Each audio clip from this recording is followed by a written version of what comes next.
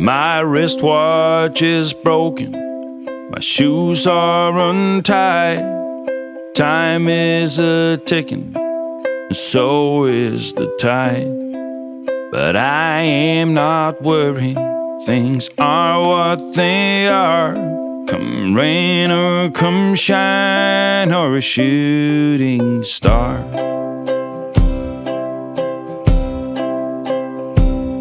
I've been to the south, I've been to the north, east and the west, the middle of course. I may have been astray, but I've never been lost, never been beat by the road I've crossed.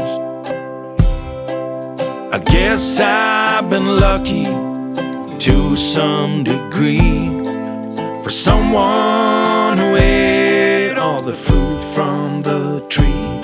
The stars been aligned and my goose hanging high. I'll be okay in the sweet by and by. I was born at morning on the first day of June, 1900 and something and two. My mom was a sweetheart, my father was too. They left me a watch and an old pair of shoes. I guess I've been lucky to some degree, for someone who ate all the fruit from the tree. The stars been aligned and my goose hanging high. I'll be okay in the sweet by and by. I'll be okay in the sweet by and by.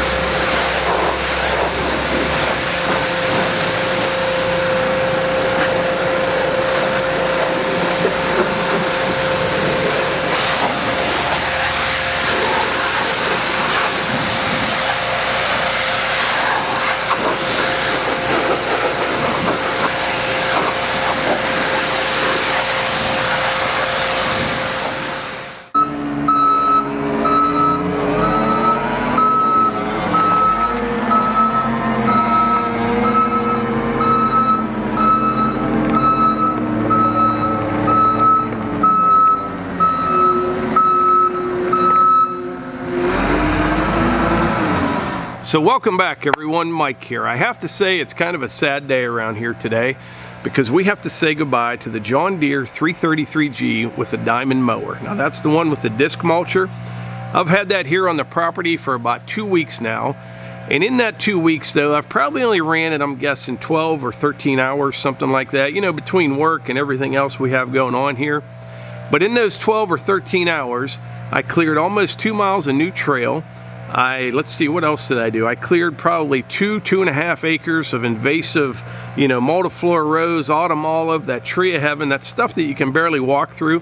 I got all that done. Also widened some trails, all sorts of things. It's an amazing machine. Now this machine came from Murphy Tractor, and we were just kind of demoing this machine, kind of showing you guys how one works. Plus, I'm getting a ton of stuff done, and I'm really thankful to Murphy for bringing it out. But before it goes back, I want to kind of go over the machine. I got some business ideas to talk about for people. You know, we'll kind of go over everything that I've learned over the last couple weeks, and we'll go from there.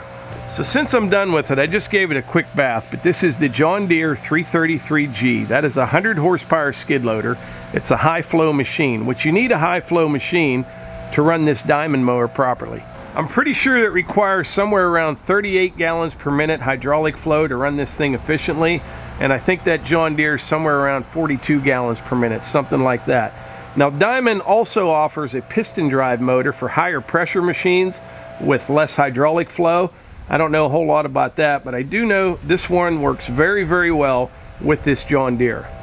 I'm not sure the weight of that mower. If memory serves me, I think it's close to 2,000 pounds. The John Deere 333 handled it very well, even on steep slopes. Not once do you feel like you're front heavy or anything like that. Really well balanced setup right there. Take a look under the hood here. This is where you fill the fuel tank right here. And I have to say, it does burn a lot of fuel when you're running that head. Like I said, this is a high flow machine. You're running it hard.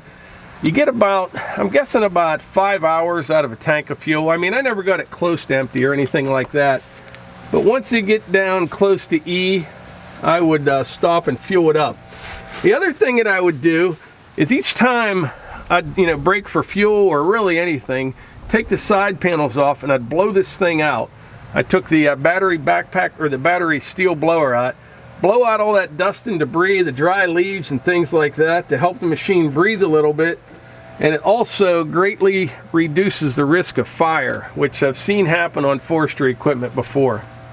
Right under this little cover here, there's a rear camera. There's a screen in there. You can see what's going on behind you. But to be honest, I really didn't use that much. I mean, I think it'd be handy if you paid attention to it more, but I was kind of paying attention more to what was going on in front of the machine. And when you're running this thing in the woods, you want to go straight back, because you got, I'm working all around trees, and you want to go straight in, straight back, and you kind of have to remember where those trees are. So I'm not constantly turning around looking. I know where I'm at all times. Now this machine takes DEF. If you don't know what DEF is, it is diesel exhaust fluid. Matter of fact, it says it right there. Here's where you fill up the DEF tank.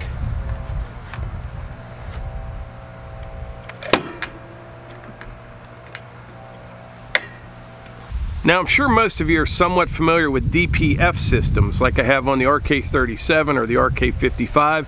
DPF stands for diesel particulate filter. This is a DEF system, diesel exhaust fluid. It works a little bit differently. What this does, it injects that fluid into the exhaust, and it's supposed to reduce the emissions, primarily NOx, nitrous oxide. I don't know a whole lot about it. This is the first thing I have ever run with a DEF system on it. They kind of explained it to me. I made sure the tank was filled when I filled up the fuel tank. Didn't have any issues with it at all. It's just one more thing though you have to think about. You're not just putting fuel in it, you got to top off the DEF. It's just one of those things to kind of meet all the emissions regulations that are out there today. Take a look at this wheel. So this wheel has cutters on the leading edge, on top, and on the bottom. Now they have shown somewhere in that 12 or 13 hours that I ran it, but I did not see any drop in performance. I guess you can sharpen these and you can just replace them by taking out this bolt. I'm not sure how much a complete replacement set of bolts costs. That's something I'd like to know. I'll figure that out, maybe let you know in another video. But this wheel, the way this thing works, you have that high flow machine, and boy, you get this thing spinning. Not only are you using the hydraulic power, you're using the weight of this disc, and it just eats through the trees and debris. I mean, it just goes through it.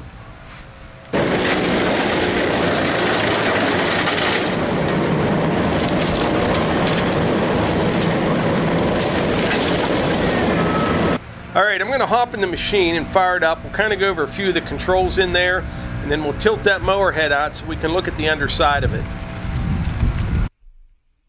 Alright, to start the machine, first thing you do is put the bar down over top of you. This is the starter right here.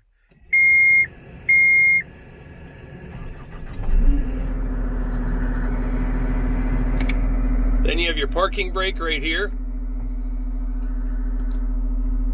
Now these here, this kind of sets the sensitivity of your loader control and your travel. I was running it pretty much on a 2 most of the time, or right there in the middle. I seem to be pretty comfortable with it right there.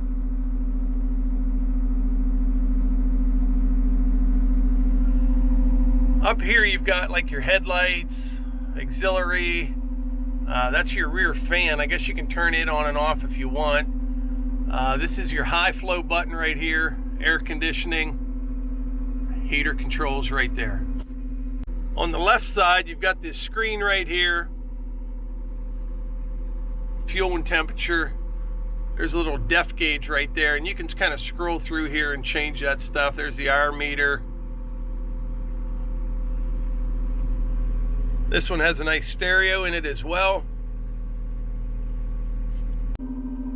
All right, the joystick on the left, this is what drives the machine. Push it forward, you go forward, pull it back, you go back.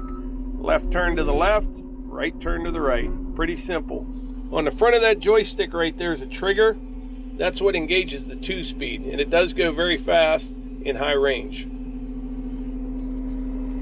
Joystick on the right, pull back, your boom goes up. Push forward, boom goes down. Tilt to the right, it dumps. Tilt to the left is curl.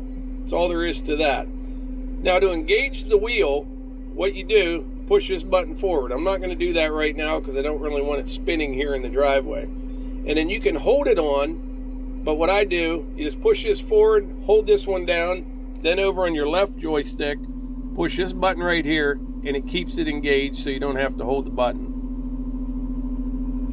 What I would do is engage the wheel at about half throttle. Once it gets up to speed, I would then hit the high flow button and turn it all the way up. Then it only takes, I don't know, I'm guessing about 5 or 10 seconds to get up to full speed, and you're ready to start cutting.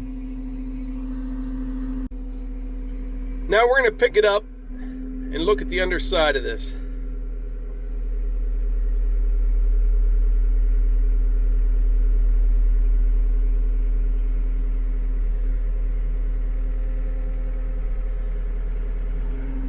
Hope you can see that okay. But you can see all those cutters on the bottom, and even in the very center, right in there, they have a couple blades, so there's no dead spot in there. And the way this thing works, you know, this thing's rotating this direction really, really fast. You can go into a tree or brush. You can kind of use it as a brush hog, just kind of going straight into stuff, coming straight back. And what I like to do with the invasive stuff, just mow it like a brush hog straight in, and then lift up, because it will kind of push some stuff out in front of you, you know, that doesn't get fed into it. Then you just reach up, smash it down to the ground, back drag it, and there's nothing left but dirt, because all these cutters in there are just mulching it all to pieces. Now when you're cutting trees down, I did take some big trees down, maybe 14 inches in diameter, something like that. You'd use the cutters on the leading edge to cut it down. And then what I was doing, I'd go out towards the top of the tree, just take the top off, grind up the top, and then I would push the trees off to the side. For smaller trees, once they're cut, you want to feed them in this right side over here. Because like I said, this wheel's spinning this way. It's going to suck it in. And I don't know if you can see, but right over in there, there's actually cutters pointing the other direction. So it's pulling them in, and I mean, it just destroys them. And then it throws it all out this side over here. That's one thing about this machine is you don't want to be working, you know, near houses or cars or people or anything like that. When they say 300 feet on the front of it, they're not playing around. This thing does throw the debris. It really does. But surprisingly, like, I didn't have any problems.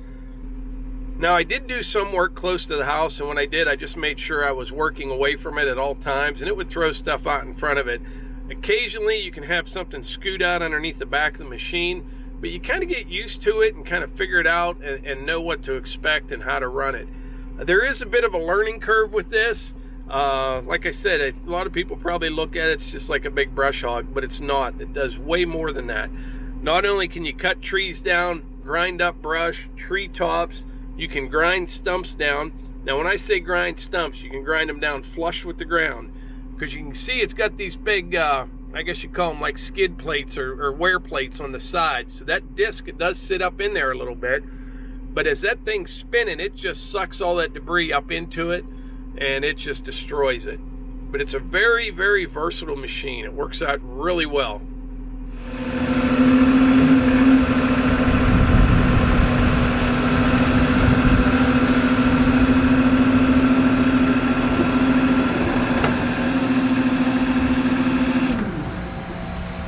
I'll get you a close-up of these cutters here.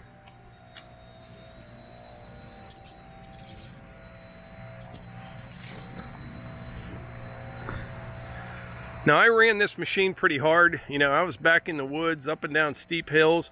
I did notice on the really steep parts, you know, you lose a little bit of your power on steep hills moving uphill. It's just a little bit more recovery time on the wheel to get it back up to speed. No big deal, but I'm telling you, it takes a lot of horsepower, and this machine does have it. Like I said, it's 100 horsepower. Worked out really well, and I did good. No dents or anything in it anywhere, so that's good.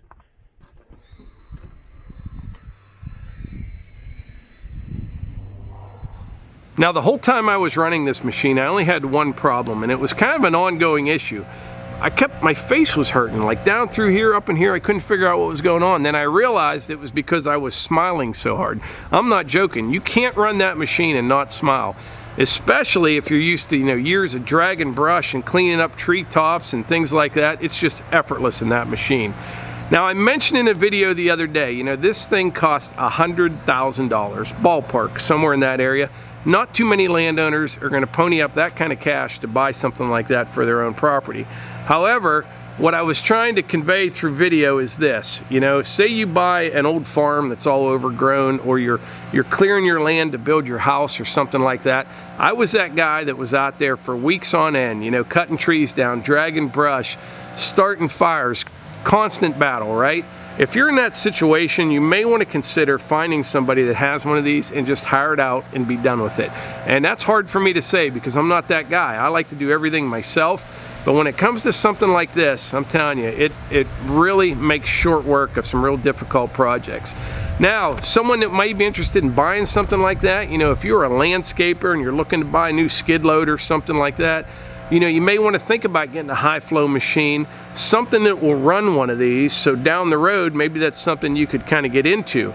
Now, you're not going to compete with like big clearing companies that are doing, you know, clearing 20, 30 acres or something like that. However, you can do some pretty big projects with this machine, and you can do almost the whole thing. Like I said, what I was doing, I'm cutting trees down, I'm chipping up and grinding up the tops, mowing through invasive species, and grinding the stumps down. Now, you're not grinding the stumps below ground level, but they are flush with the ground. I'm down into the roots, so if you did have to get them out the rest of the way, it wouldn't take much at all, even with a small stump grinder. But, you know, if I wasn't so busy with what I do, I've got a great job, like I said, in oil and gas. I do the YouTube thing. I would really consider buying one of these. And like I said, not to compete with the big guys, but for clearing home sites and building trails for people, maybe shooting ranges or camps, or maybe some utility work, you know, power line right-of-ways. There's just a ton of stuff that you could do with a machine like this. But anyway, I think that's about it. I'm gonna kind of hate to see this thing go. It's been a lot of fun, but everything that I got done with it, it will pay off for years to come. We have access to parts of the property that I never had before, and I'm really appreciative of that. It worked out really well, so I hope you enjoyed this little series on this.